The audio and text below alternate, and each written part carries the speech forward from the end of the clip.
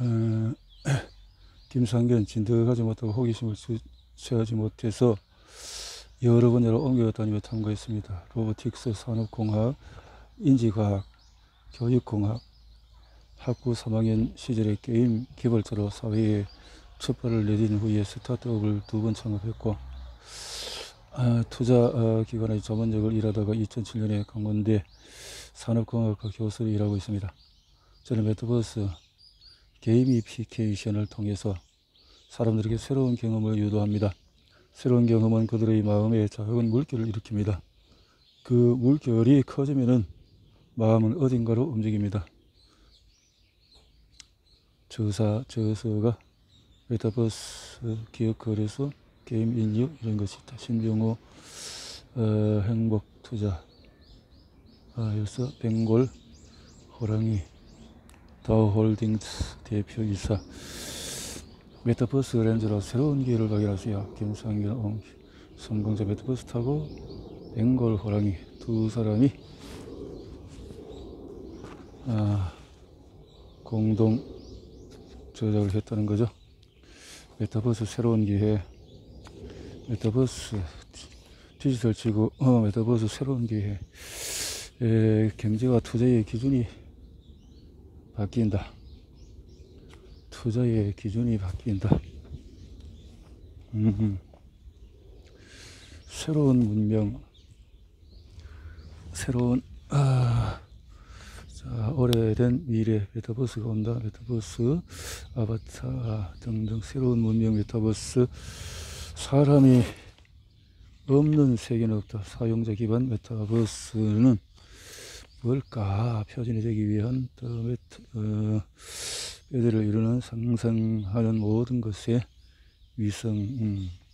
메타버스. 어린 시절 저희가 살던 집은 애가 무척 가까웠습니다. 부모님이 일에 계시면은 점심 이런 것을 먹고 이렇게 살아났는데, 자, 꽤 늦은 저녁 시간에 할머니 왜 이걸 싸고 다녔지? 며칠 후에 공장에서 일이 많아서 할아버지가 집에 못 오신다고 하셨습니다.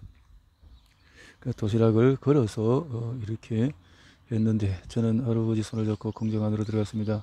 위험한 물건 많으니까 이 근처에 있어야 한다. 할아버지는 공장 마당 평상에 앉아서 보자기를 펼치셨습니다. 넓은 그늘을 두려운 나뭇가지 사이로 맨 밑에 우리 소리가. 할아버지는 선글라스를 보셔서 제게 건네주셨습니다. 눈 많이 부시지? 이거 써봐라. 잠시 후 그러다가 다시 써본 그 선글라스 눈앞에 신세계가 펼쳐졌습니다. 눈이 부셔서 제대로 올라보지 못했습니다. 순간 선글라스가 가려졌던 세상을 보여주는 다른 세상을 열어주는 렌즈였습니다. 메타버스 그거 게임이잖아. 메타버스 그런 거는 깊이가 없어. 또 누가 버즈워드 만들어서 장사하려는 거구만. 메타버스를 다른 매체에서 간혹 보이는 대중의 의견입니다. 자, 이런데 메타버스 그 무한한 가능성 안에서 코로나19 바이러스로 인해서 온라인을 통해서 되면은 온택트가 일상의 패턴이 되고 있다. 현실 속에 없는 것을 마치 현실처럼 구현해내기 위해서 기술은 계속해서 시뮬레이션을 통해서 있다는 거죠. 투자자로서 특정 사람이 퇴장한다는 것은 은연히 설레는 일이다. 투자. 메타버스를 더 성장시키고 효율적인 구현을 위해서 반도체 산업 수요를 받쳐주는 첨단 ICT 산업 관련 디지털 장비, 인프라, 하드웨어 등등. 이런 신병호 벵골 오래된 미래 메타버스가 온다. 일장에서 7시에서 10시까지 우리는 저기 축구를 하고 있다. 이렇게 몸을 풀고 이렇게 매칭을 하게 되는데, 자, 10시에 저기 축구가 끝나고 집으로 들어서 샤워를 하고 서재를 향했다. 나는 대학교에서 학생들을 가르치는 일을 하고 있다. 오늘 10시부터 2시까지 2시간 동안 학부 수업이 있다. 나는 시간에 맞춰서 미리 디자인해둔 가상 강의실에 학생들을 초대했다. 자, 가만히 내버려두면 수업 시간에 내내 떠들 같아서 학생들을 진정시킨 후 그들의 머리 위로 시선을 돌렸다. 학생들의 머리 위에는 상태창이 떠 있다. 상태창에는 과제를 했는지, 수업 자료를 미리 읽고 왔는지, 출석을 잘하고 있는지 등 다양한 강의 관련 정보들이 담겨 있다. 강의실이 조용해지자는 메타버스에서 하이테크 기업이 살아남기 위해서라는 주제를 가지고 수업을 시작했다. 간단한 강의가 끝나고 우리는 하이테크 기업의 플래그십 스토어에서 고객들에게 어떤 경험을 줄 것인가를 토론을 진행을 했다. 1시간가량 진행한 토론이 끝나고 다시 이 가성 강의실의 환경을 바꿨다. 끝으로 시간을 마쳤다. 12시 오후 1시에서 후배와 미팅 목적지까지 40분 의자로 해서 광활한 것이 보인다. 햇빛과 광활한 하늘이 보인다. 1시부터 2시까지 식당에 도착하니 후배가 먼저 와서 기다리고 있다. 이렇게 2시부터 3시까지 후배와 함께 쇼핑몰을 상류선배 옷장이 이게 뭐예요? 머리 장례식단이에요. 웃음이 터져 나온다. 옷장 이렇게 막힌 뒤에 핑크색 셔츠를 내 옷장에 있던 바지와 니트에 조합했다. 만족스러운 쇼핑을 마치고 집에 돌아온 길에 3시부터 5시까지 집으로 돌아오자마자 나는 소파를 향했다. 축구가 펼쳐지고 내가 보면 포지션 골키퍼다. 5시부터 7시까지 선배의 조언에 맞다. 처음 접한 골키퍼 포지션은 굉장히 흥미로웠다. 유튜브 유명한 요리사가 오늘의 요리로 오버레이 되었다. 한창 요리에 집중하고 있을 때 누나가 나를 놀라게 했다. 깜짝 놀란 나는 들고 있던 요구도리를 떨어뜨리며 옆을 쳐다봤다. 그곳에는 작은 뜰의 아바타가 배시시 웃고 있었다. 작은 뜰은 지금 호주에서 살고 있다. 가끔 이렇게 아바타의 모습으로 불쑥 나타나는 나를 놀라게 하곤 한다. 잠시 후 큰 딸 아바타도 나타났다. 큰 딸은 작은 딸은 안저기도 언듯이 지나쳐서 내가 만드는 요리 앞에 선다. 그러더니 입맛을 다니면서 오늘 저녁 우리 집에 들릴 예정이니 요리 좀 남겨달라고 말한다. 7시부터 9시까지 저녁 식사 후에 아내와 이사갈 집을 찾아보기로 했다. 보고 거울을 끼고 몇 시간 동안에 이사갈 집을 찾아봤다. 마음에 확 끌린 집이 없다. 아내가 의논하고 하기 애매해서 또 다르게 메시지를 보냈다. 작은 뜰 아바타는 하늘 위로 올라가서 전직인 조망과 주변 경관에 어울리도록 이것저것 디자인하기 시작했다. 활짝 웃으며 딸 아바타는 활짝 웃으며 모습을 감추었다. 9시부터 11시까지 정신없이 설계도를 살피던 나는 9시 중요한 역석이 있다는 것을 깨닫고 헐레벌떡 움직이기 시작했다. 오늘은 재작년 사고로 죽은 친구 재호의 기일이다.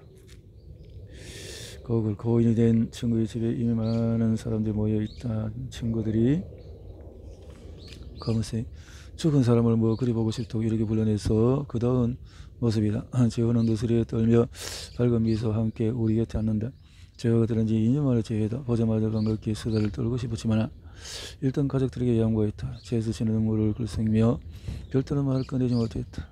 아직 어린 두 아이는 오랜만에 보는 아빠가 반가워서 끝없는 질문을 쏟아낸다. 얼마간의 시간이 지난 후에 친구들이 차리게 되었다. 그리고 우리를 보자마자 쉴 새 없이 잔소리를 늘어놓았다. 너도 바이크는 절대 타지 마라.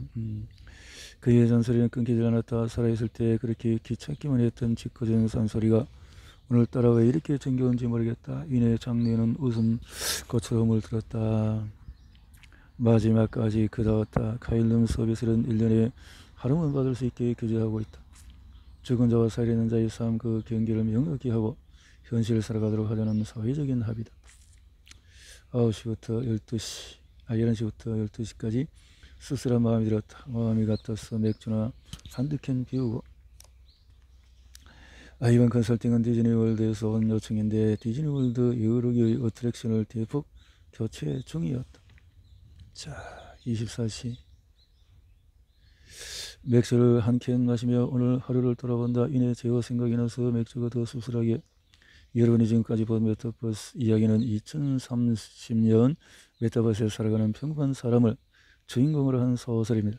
소설 부분은 증강현실, 거울세계, AR, 라이프로깅 등 다양한 메타버스에 대한 이야기가 나옵니다. 흥미롭지 않습니까? 메타버스가 발전하면서 산업지형이 바뀌고 세상을 주도하는 기술과 기업들이 바뀔 것입니다.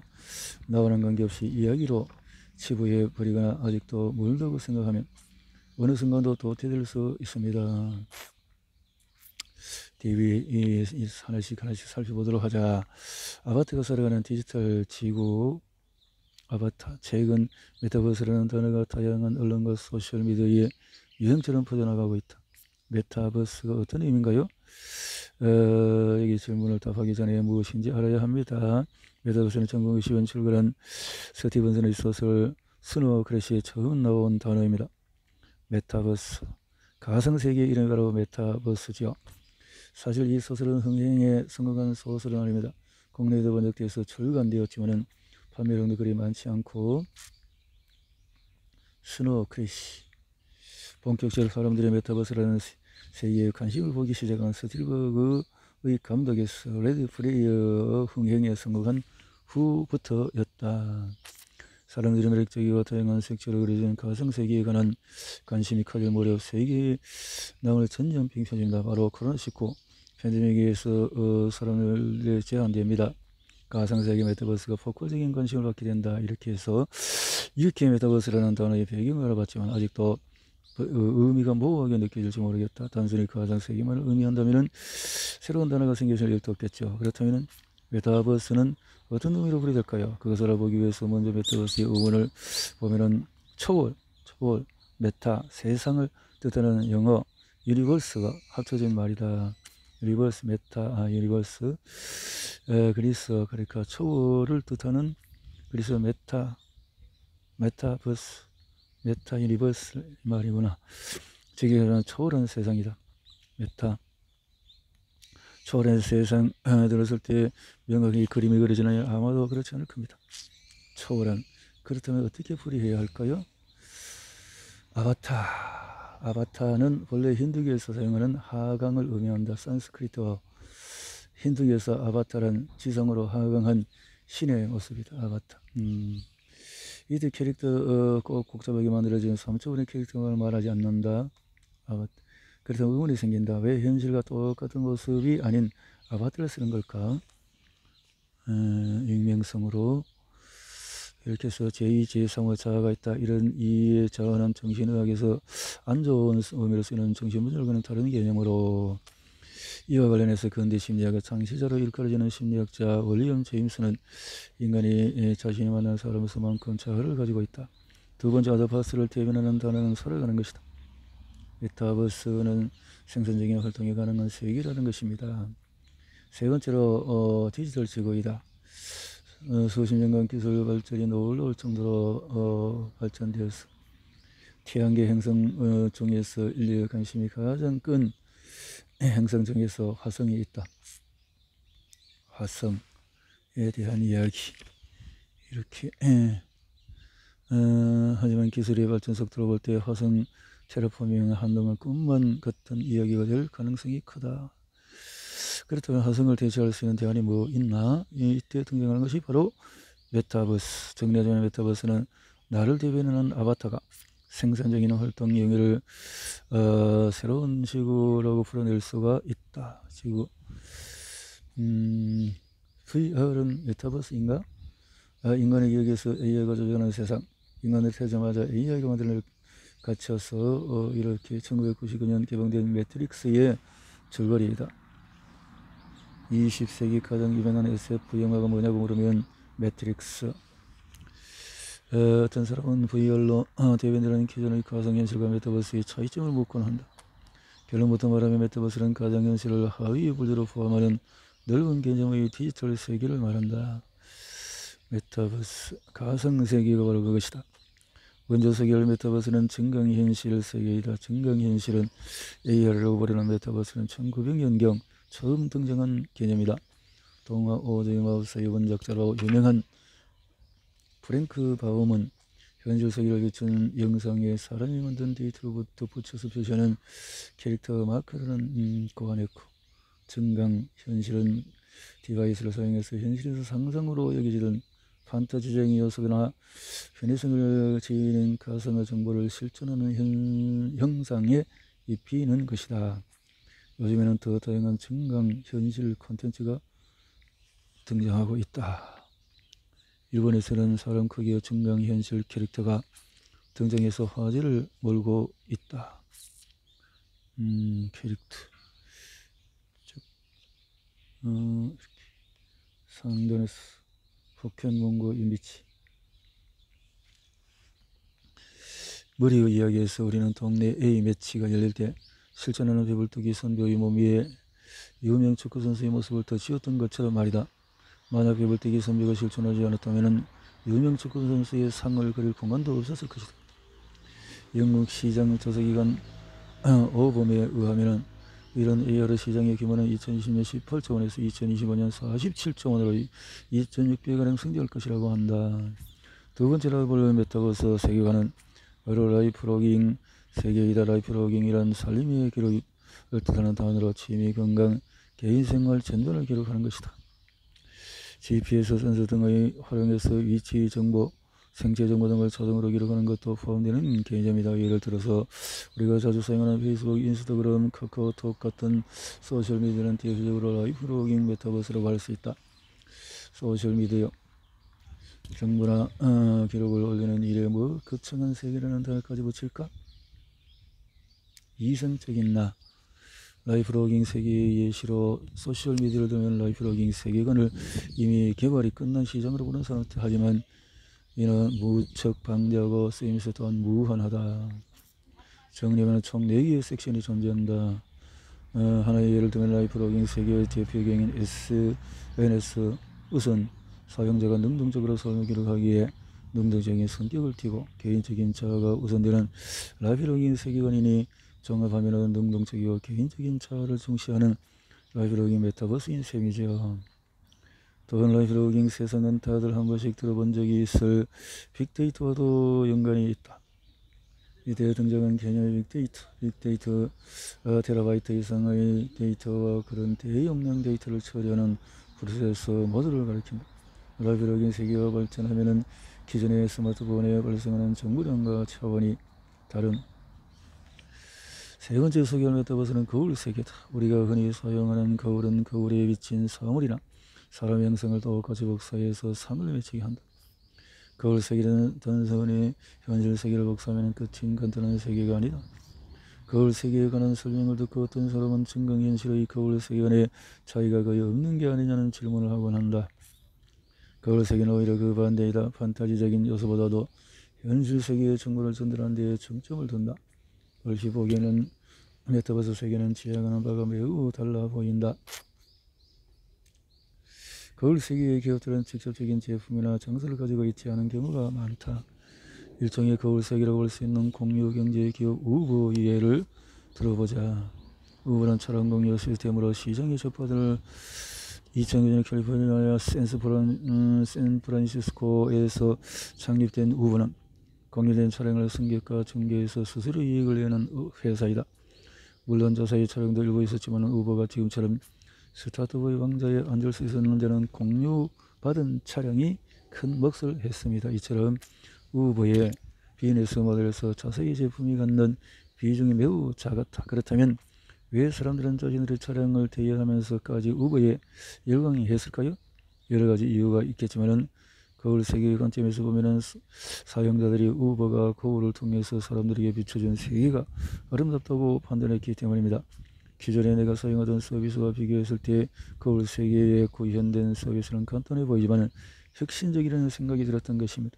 정리하자면 원래 존재하는 물리적인 현상이나 상황이지만 데이터로 정리되지 않았던 부분을 거울 세계의 밑그림으로 사용하고 그 위에 사용자들이 만들어내는 정보를 가공해서 부가가치가 높은 정보를 쌓는 방식이 우버를 비롯한 거울 세계 기업들의 비즈니스 모델이다.